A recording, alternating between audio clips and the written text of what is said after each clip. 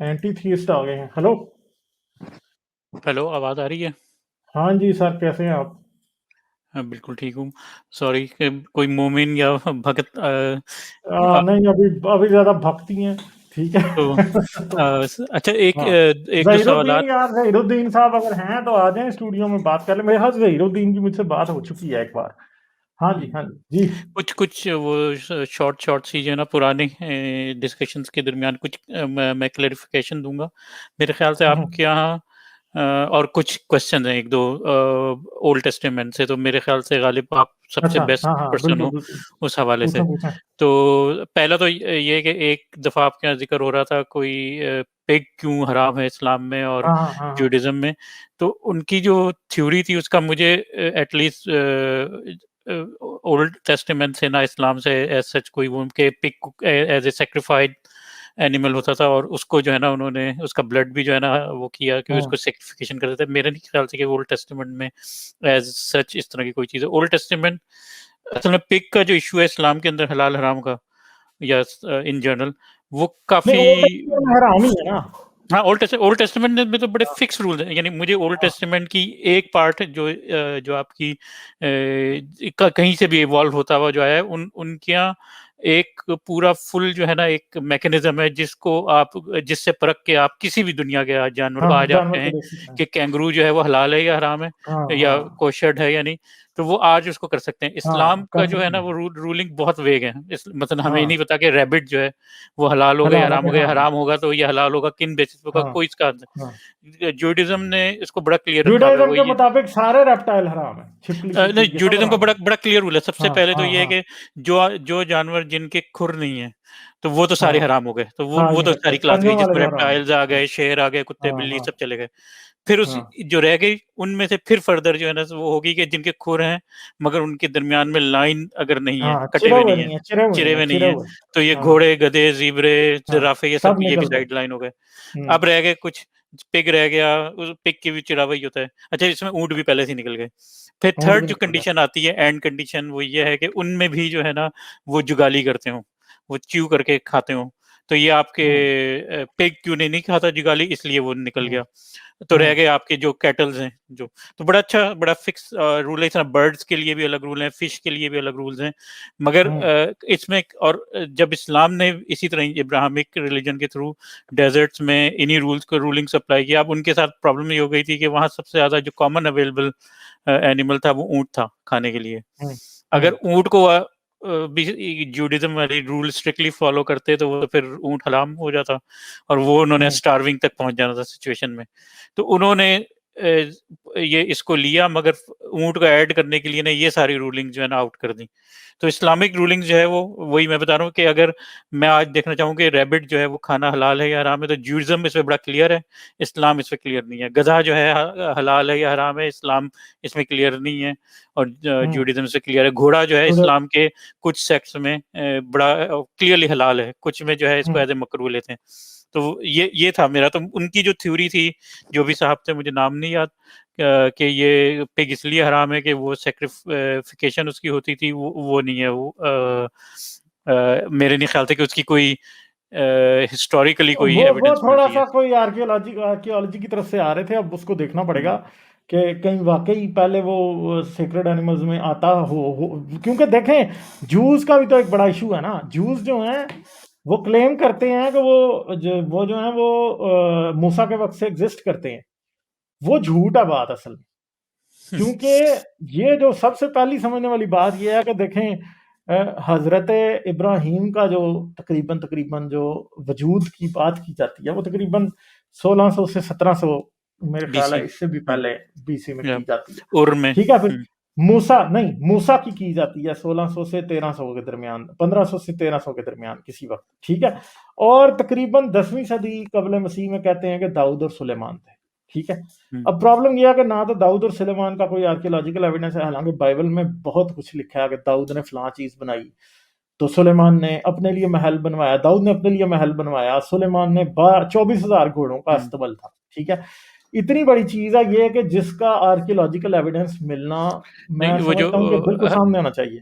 वो सोलोमन जो टेम्पल है वो मेरे ख्याल से सेकंड वाले की हमें आर्कोलॉजिकल वो मिलती है, हाँ, फर्स्ट फर्स्ट सोलोमन वाली नहीं टेम्पल की भी मिलती। नहीं मिलती। उसकी भी नहीं नहीं मिलती मिलती हैं, जो मगर सेकंड वाले ही मिलती है आपको, जो कि 67 एडी में जिसको डिस्ट्रॉय कर दिया था रोमन अटैक वही मैं कह रहा हूँ उसमें। ना, फर्स्ट टेम्पल जो है वो बेबीलोनियंस ने डिस्ट्रॉय किया था, हाँ, जिसका वो हमारे पास कोई नबूकदनेस्सर ने। एविडेंस नहीं है। और जब वो मेरे ख्याल से जितनी भी ज्यूइश जो, और वो तो उनके अपना भी क्लेम है कि वो बाइबल उस टाइम पे जो ओल्ड टेस्टामेंट सारी ज़ाया हो गई थी, तो ये दोबारा से हज़रत दानियाल ने दोबारा से रीराइट की हाँ, कैप्टिविटी में बेबीलोन के दानियाल अंदर, नहीं, और अजरा वहीं ने, अजरा ने, अजरा ने। इज़रा ने इज़रा ने। हाँ तो ये जो हाँ, है जिसको मुसलमान गलती से जो है ना वो कहते हैं कि ये हम हाँ, खुदा का बेटा। इसको खुदा का, जो कि हाँ। इंतहाई स्टूपिड एक क्लेम है कुरान के अंदर, जो पूरे हम्म कुरान को हम्म आपको निगेट करने के लिए बड़े इजी मिल जाता है कि जो है ना कितनी वो हम्म फजूल है। एनीवे, अच्छा सेकंड एक और चीज थी, पिछले दिनों मेरे ख्याल से मैं चैनल आपके वॉच भी कर रहा था और थोड़ा बहुत पार्टिसिपेट भी किया, कि एक डिबेट आ रही है भक्तों की तरफ से कि जो है ना इंटेलेक्ट के लेवल पे, कि आपका और फिलॉसफी और ये सारी चीज, आप ये बताओ कि फिलॉसफी को आप क्या वेटेज देते हो, फिलॉसफी क्या चीज है? ये बहुत ही जनरल सा क्वेश्चन है। मैं समझता हूँ कि फिलॉसफी से हम आगे निकल आए। बिल्कुल सही है। साइंटिफिक मेथड जब से आया है, मेरा मानना है हाँ। कि फिलॉसफी एक, ठीक है, एक आपको आप एक बहुत इंपॉर्टेंट आपकी डायरेक्शन देता है, एक फ्रेमवर्क है जो आपको सोचने के लिए एक वो देता है, राउंड एक एक चीजें बताता है कि आपने किस डायरेक्शन पे सोचना है, क्या एक्ट करना है। मगर फिलॉसफी खुद आंसर नहीं प्रोवाइड करता, क्योंकि फिलोसफिकल डिबेट्स जैसे कि कॉन्शियस जो है वो मैटर से जन्म लेता है या मैटर कॉन्शियस का पार्ट है, ये वो टू तो थाउजेंड कॉन्शियसनेस को बीसी अलहदा लेते हैं ना, पुरानी डिपेंड, फिलॉसफी नहीं जैसे कि। वही ये हाँ बहुत पुरानी डिबेट चल रही है और आज तक ये मैटर नहीं रिजॉल्व हुआ। जो है जो जो कायनात है वो कंटिन्यूस है या किसी एक टाइम से स्टार्ट हुई है, ये फिलोसफिकल एस्पेक्ट था। 17th सेंचुरी में जब गिलेलियो ने आके ये साइंटिफिक मेथड को मेच्योर किया और काफी बेटर कर लिया, और उसके बाद आहिस्ता आहिस्ता होता रहा। अब मुझे ये लग रहा है कि जिस तरह वो गॉड ऑफ गैप्स वाली हम लेते हैं कि गॉड की हम्म। जगह जो है ना आहिस्ता आहिस्ता कम हो रही है, इसी तरह ही इन फिलोसफिकल डिबेट्स इन मैटर्स के ऊपर वो अब उनकी स्पेस देखें कम होती रही है। क्वांटम अब मैकेनिक्स, आप ये देखें, हाँ। मैं कह रहा हूँ क्वांटम मैकेनिक्स के आने के बाद ना फिलॉसफी, तो हम्म, फिलॉसफी का, हम्म। क्वांटम मैकेनिक्स को अगर देखा जाए तो फिलॉसफी की ऐसी की तैसी हो चुकी है। असल में फिलॉसफी भगत कहती जो है है कि वो, एवरी। हाँ आप ये देखेंगे कि अभी एक दिन श्रोडिंगर्स वेव इक्वेशन की ऊपर भी जो है हाँ उन लोगों ने, या ड्युअलिटी को, वो बेसिकली जो उनकी स्क्रिप्चर्स के ऊपर जो कुछ लिखा हुआ वो उसके जरिए उसको क्वांटिफाई करने की कोशिश कर रहे थे। तो जो कि इसमें तो कोई एक एक चीज है, मैं एक्सेप्ट करता हूँ, एक मुझे तो कोई डाउट नहीं है कि जो हिंदू जो ओरिजिनल इंडिक जो स्क्रिप्चर है वो काफी डीप है, वो काफी ज्यादा उसमें डिटेल्स हैं, काफी ज्यादा ह्यूमैनिटी भी है उसमें, टॉलरेंस भी है। मगर उसके ऊपर जुड़े रहना, उसको एक अल्टीमेट रियलिटी समझना, या उसमें जो लिखा है उसको आंख बंद करके एक रियलिटी समझ लेना, तो ये एक वो ये गलतफहमी है। और दूसरी चीज ये है कि ठीक है, हिंदू अगर स्क्रिप्चर में वो फिलोसफिकल है as compare to Abrahamic religion, का ये मतलब नहीं कि एक एक हिंदू जो है ना वो बहुत इंटेलेक्चुअल आ जाता है, जितने भी भगत आते हैं वो बड़े इंटेलेक्चुअली हाई होते हैं और हम लोग तो वैसे ही उनके आगे लो इंटेलेक्ट के लोग हैं, ऐसा कुछ नहीं है। आम का उनका आम माशरे में जो आम बंदा है वो इसी तरह ही रिएक्ट करता है जैसे हमारे करते हैं, जब वो आउट ऑफ क्वेश्चन हो जाते हैं, उनके पास कोई आंसर नहीं मिल रहा होता, वो आके गालम गलौज भी उसी तरह ही करते हैं, जैसे उस हाँ। दिन ह्यूमन बीइंग को किसी ने काफी गलत वो वर्डिंग यूज कर ली थी। और दूसरी चीज ये है कि आप फिलोसफी को एज ए जब टूल यूज करते हैं, मुस्लिम भी करते हैं, क्रिश्चियनिटी में भी है। आज मैं कहूँ कि जो है ना, मैं ये उसको यूनिकॉर्न को नहीं मानता, मेरे ख्याल से ये जो है ना एक फिक्शनल करेक्टर है। तो अगर मैं फिलोसफी की वो टर्म में जाना चाहूँ, तो मैं तो किसी तरह यूनिकॉर्न को भी प्रूव कर सकता हूँ, कि आप हम्म बताएं पहले कि प्रूव करें कि यूनिकॉर्न नहीं एग्जिस्ट करता था और क्या है हम्म फलाना ये वो। तो ये चीजें जो है ना वो चीजें। अच्छा, एक क्वेश्चन मेरा था बाइबल से, क्योंकि ओल्ड टेस्टामेंट जब मैं कुरान से ओल्ड टेस्टामेंट की साइट पे जाऊं, ऑल दो कुरान भी काफी फ्लॉट किस्म की बुक है, उसमें भी कोई इतनी कोई वो डेप्थ नहीं है, मगर ओल्ड टेस्टामेंट में तो बहुत सारी चीजें इतनी सिंपलिस्टिक और इतनी बच्चों वाली लगती हैं कि मुझे ये समझ नहीं आता कि इस पे या तो बिलीव करने वाले हो सकता है किसी और एंगल से देखते हो। फॉर एग्जाम्पल जैसे मैं अभी दूंगा कि आपने सुना होगा ईसो और जो है जैकब वाली जो स्टोरी है, हाँ हाँ कि हाँ लड़की जो गॉड से हाँ। मिलनी थी। अब वो स्टोरी में क्या हुआ कि जो है ना नहीं, एक्चुअल उनके जो है, ज्यादा मजा आया तो वो है पैदाइश वाली। मैं नहीं समझा आप उसको पैदाइश रेफर वाला तो कर है रहे ही, हैं। मगर इन जनरल आप ये देखो कि ईसो ने हाँ बेसिकली उससे जनरेशन चलनी थी, जो इनके वो था बाप जो था आइजक की, इजहाक जो था, आइजक जो आइजक। था, वो उसको बरकत देना चाहता था यीशु को, क्योंकि वो और शिकार खुदा की तरफ करके से भी लाता था, था। मगर उसने हाँ चीटिंग की और हाँ गलती से इसहाक ने जो है ना वो जैकब को दे दी, और जैकब से जनरेशन हाँ खुदा। तो मतलब इधर तो आप बड़ा क्लियर एक मैसेज दे रहे हैं कि आप चीटिंग करके खुदा की हाँ रजा भी हासिल कर सकते हैं। तो मगर मुझे ये, मैं एज ए आउटसाइडर, मैं हम्म, क्रिश्चियनिटी या जूडिज्म से बाहर रह के मैंने इसको देखा, तो मुझे मज़ाहिया लगी। मगर मैं आपसे इसका पॉइंट ऑफ व्यू लेना, फॉर एग्जाम्पल जब आप क्रिश्चियन थे और इस स्टोरी से जब आप उससे गुजरे, तो आपके जहन में क्या क्वेश्चन आया, आपको क्या इसका इंटरनल क्या ऐसी वो थी, इंटरप्रिटेशन थी जिसने आपको सेटिस्फाई किया और एज ए क्रिश्चियन जो है ना रहने पे मजबूर किया? मैं इसको सुनना सिर्फ चाह रहा हूँ आज। देखें जी, ये इनकी स्टोरी में देखें, जब मैं क्रिश्चियन था तो मेरी आंखों पर भी पट्टी बंदी हुई थी, मुझे नहीं था, मैं बिल्कुल इसको देखता ही नहीं था ऐसे। जैसे सब पहली बात ये है कि देखें, अब बहुत से लोगों को नहीं पता होगा हम क्या बात कर रहे हैं, इसे एक्सप्लेन करना पड़ेगा।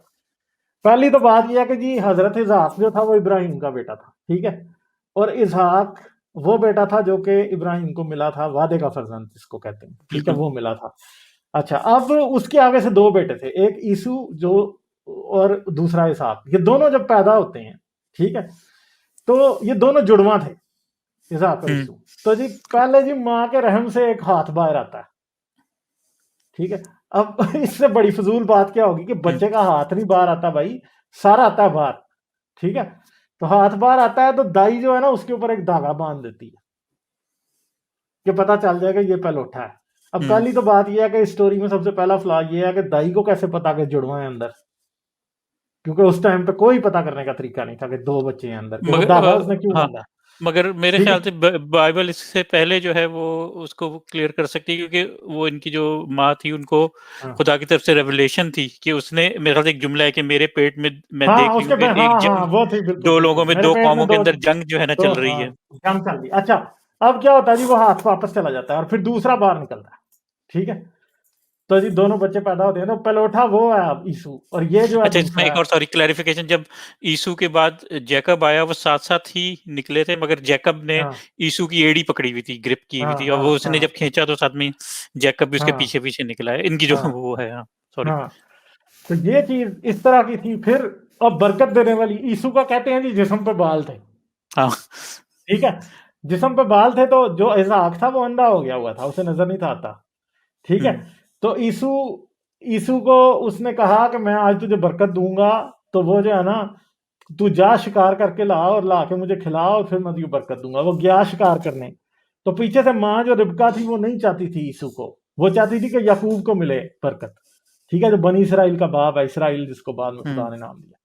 तो वो क्या करती है जी, वो एक बकरी का बच्चा लेती है, कि भेड़ का बच्चा लेती है, जबा करती है और उसके बाल उसके जिस्म पे लगा देती है, और बाप के पास जाता है वो, और वो उसको पका के खिलाता है, और बाप उसके हाथ फेरता है तो बालों हुँ। वाला फिर उसे बरकत देता है कि तू हुक्मरान हो और तेरा भाई तेरा नौकर हो, और अच्छा, फलां इसमें एक ढिमकान और करके। चीज़ भी है। वो यीशु जो था उसके, क्योंकि वो शिकारी था और बाहर रहता था, हाँ उसके जिस्म से ना पसीने की बहुत बदबू आती थी। हाँ तो हाँ उसने इनकी जो माँ ने एक और भी काम किया, उसने कहा कि वो इसने जैकब ने कहा कि अगर मैं इस तरह से बरकत लेने जाऊँगा वो तो मुझे पहचान लेंगे। तो हाँ उसने क्या किया कि उसके ना बगैर धुले हुए कपड़े जो यीशु के थे वो भी पहना ओह। दिए, और हाथों पे जो है ना वो बकरी की जो है वो खाल भी लगा दी।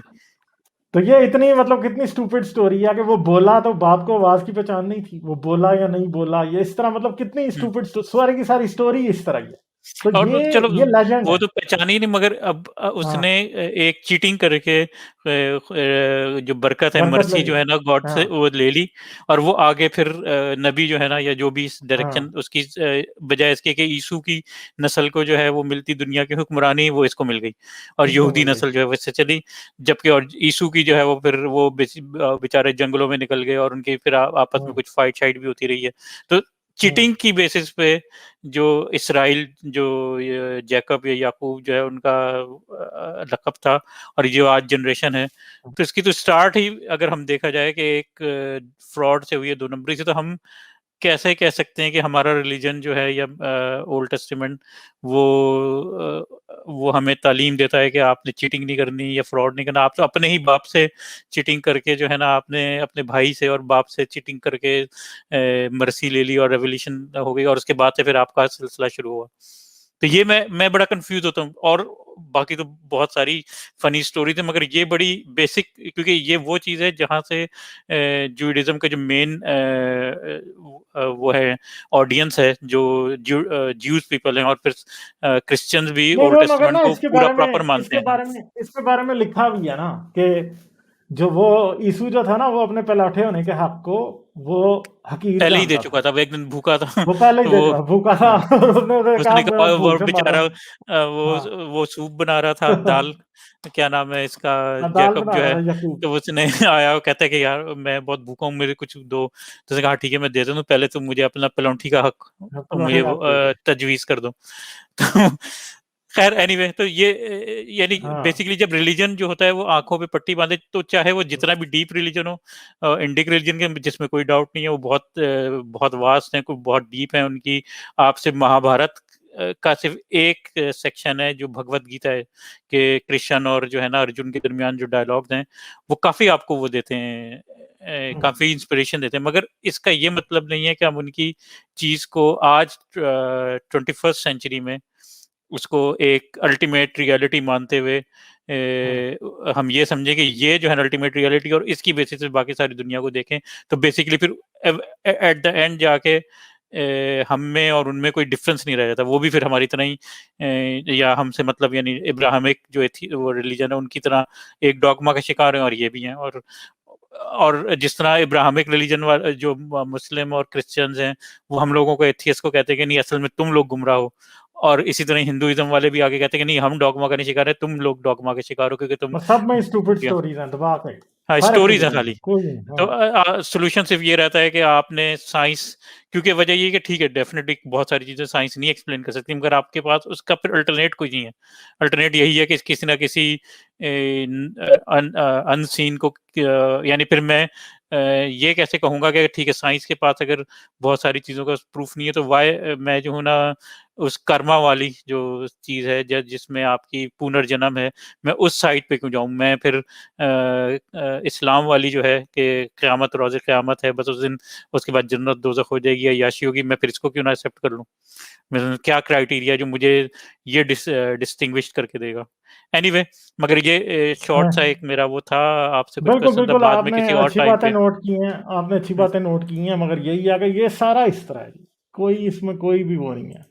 ठीक है, ये सभी रिलीजन्स की ऐसी बातें हैं, ये दूसरे की नजर आती हैं, अपने की नजर नहीं आती, बस बातें ये हैं। मैंने आपको बताया है ना कि जब मैं क्रिश्चियन था तो मेरी आंखों में पट्टी बंधी हुई थी, मुझे नहीं नजर आती थी कि ये कितनी फजूल बातें हैं। अब नजर आती हैं। तो ये बेसिकली जिस पॉइंट पे आप ये वाला बदल लेते हैं ना, कि आप अपने रिलीजन में भी आपको फॉल्ट्स नजर आने लगते हैं, वो आपका बेसिकली इंसान बनने का वक्त होता है। उससे पहले आप मजहबी जानवर होते हैं। ये प्रॉब्लम है। और ये सब का कोई किसी का भी वो पॉइंट आ सकता है किसी दिन। ठीक है, हाँ सही है। चलें चलें ठीक है, थैंक यू। ठीक है, फिर बाद में किसी और टाइम पे और गुफ्तगू करेंगे। बाय चलें ठीक है जी, जबरदस्त। Okay bye. Bye bye.